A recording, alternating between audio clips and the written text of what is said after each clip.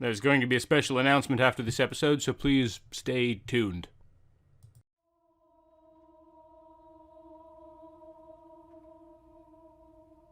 At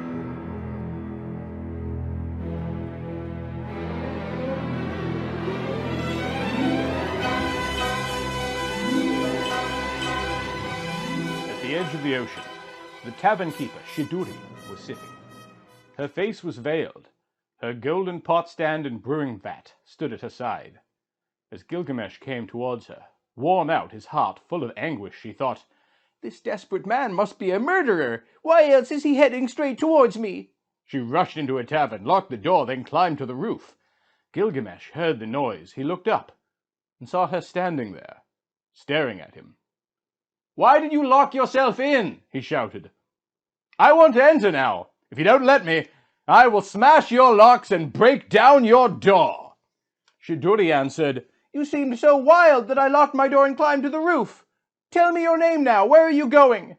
"Gilgamesh is my name," he said. "I am the king of Great Walled Uruk. I am the man who killed Humbaba in the cedar forest. I am the man who triumphed over the bull of heaven." Shiduri said, "Why are your cheeks so hollow and your features so ravaged? Why is your face frost-chilled and burnt by the desert sun? Why is there so much grief in your heart? Why are you worn out and ready to collapse like someone who has been on a long, hard journey?"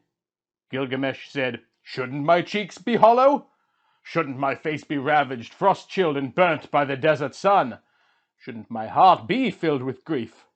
Shouldn't I be worn out and ready to collapse? My friend, my brother, whom I loved so dearly, who accompanied me through every danger. Enkidu, my brother, whom I loved so dearly, who accompanied me through every danger. The fate of mankind has overwhelmed him. For 6 days I would not let him be buried, thinking, if my grief is violent enough, perhaps he will come back to life again. For 6 days and 7 nights I mourned him until a maggot fell out of his nose. Then I was frightened. I was terrified by death, and I set out to roam the wilderness. I cannot bear what happened to my friend. I cannot bear what happened to Enkidu. So I roam the wilderness in my grief. How can my mind have any rest? My beloved friend has turned into clay. My beloved Enkidu has turned into clay. And won't I too lie down in the dirt like him and never arise again?" Shiduri said, "Gilgamesh, where are you roaming? You will never find the eternal life that you seek. When the gods created mankind, they also created death, and they held back eternal life for themselves alone. Humans are born, they live, then they die. That is the order that the gods have decreed. But until the end comes, enjoy your life. Spend it in happiness, not despair. Savor your food. Make each of your days a delight. Bathe and anoint yourself. Wear bright clothes that are sparkling clean. Let music and dancing fill your house. Love the child who holds you by the hand, and give your wife pleasure in your embrace. That is the best way for a man to live." Gilgamesh cried out, "What are you saying, tavern keeper? My heart is sick for my friend who died.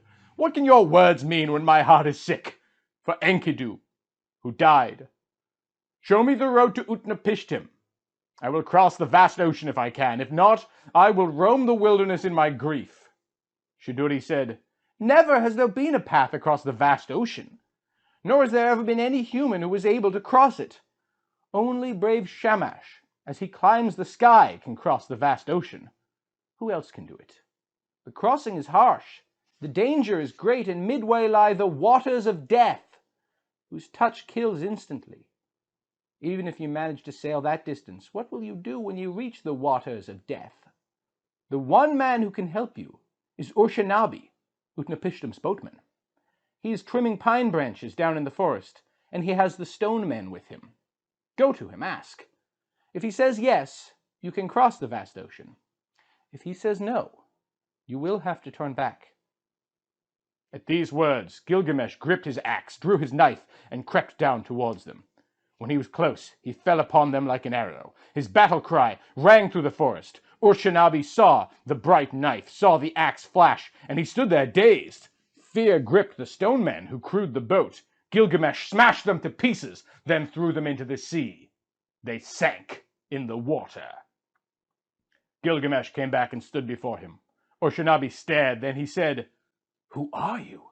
Tell me, what is your name?" "I am Urshanabi, the servant of Utnapishtim, the distant one."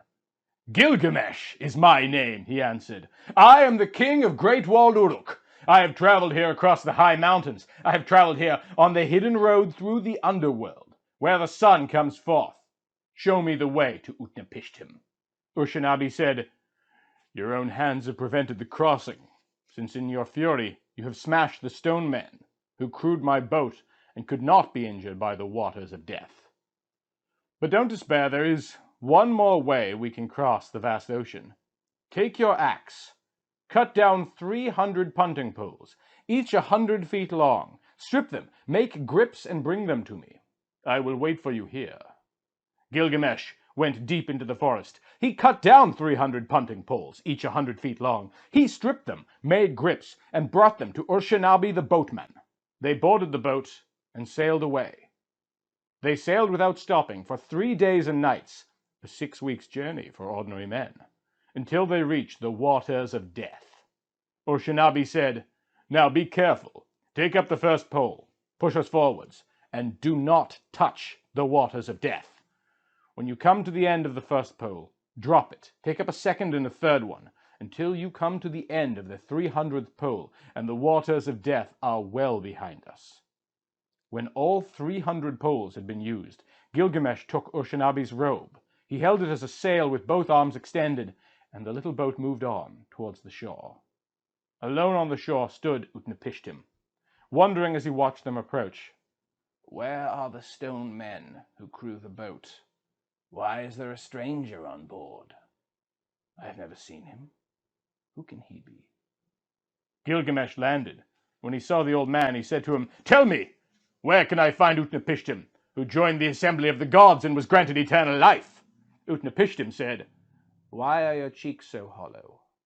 Why is your face so ravaged, frost-chilled and burnt by the desert sun? Why is there so much grief in your heart? Why are you worn out and ready to collapse like someone who has been on a long, hard journey?" Gilgamesh said, "Shouldn't my cheeks be hollow? Shouldn't my face be ravaged, frost-chilled and burnt by the desert sun? Shouldn't my heart be filled with grief? Shouldn't I be worn out and ready to collapse? My friend, my brother whom I loved so dearly, who accompanied me through every danger, Enkidu, my brother, whom I loved so dearly, who accompanied me through every danger, the fate of mankind has overwhelmed him. For 6 days I would not let him be buried, thinking if my grief is violent enough, perhaps he will come back to life again. For 6 days and 7 nights I mourned him, until a maggot fell out of his nose. Then I was frightened. I was terrified by death, and I set out to roam the wilderness. I cannot bear what happened to my friend. I cannot bear what happened to Enkidu. So I roamed the wilderness in my grief. How can my mind have any rest?"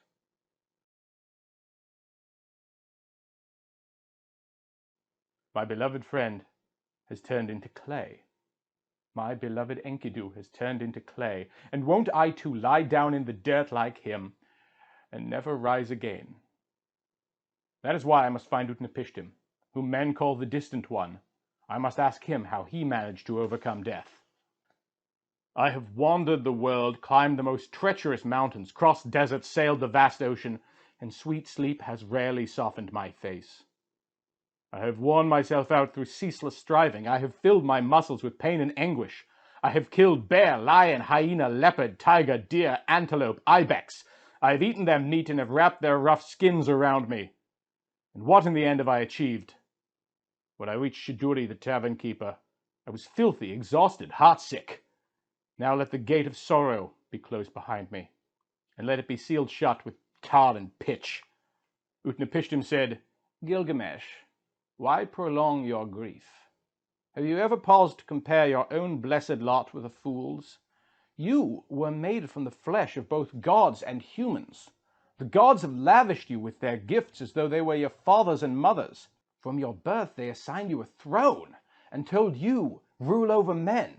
To the fool they gave beer dregs instead of butter, stale crusts instead of bread that is fit for the gods, rags instead of magnificent garments, instead of a wide-fringed belt, an old rope, and a frantic, senseless, dissatisfied mind. Can't you see how fortunate you are? You have worn yourself out through ceaseless striving. You have filled your muscles with pain and anguish. And what have you achieved but to bring yourself one day nearer to the end of your days? At night, the moon travels across the sky. The gods of heaven stay awake and watch us, unsleeping, undying. This is the way the world is established from ancient times. Yes, the gods took Enkidu's life, but man's life is short. At any moment it can be snapped like a reed in a canebrake. The handsome young man, the lovely young woman, in their prime, death comes and drags them away. Though no one has seen death's face or heard death's voice, suddenly, savagely, death destroys us, all of us, old or young. And yet, we build houses, make contracts, brothers divide their inheritance, conflicts occur, as though this human life lasted forever. The river rises, flows over its banks, and carries us all away, like mayflies floating downstream. They stare at the sun, then all at once there is nothing. The sleeper and the dead, how alike they are. Yet the sleeper wakes and opens his eyes, while no one returns from death. And who can know when the last of his days will come? When the gods assemble, they decide your fate. They establish both life and death for you, but the time of death they do not reveal.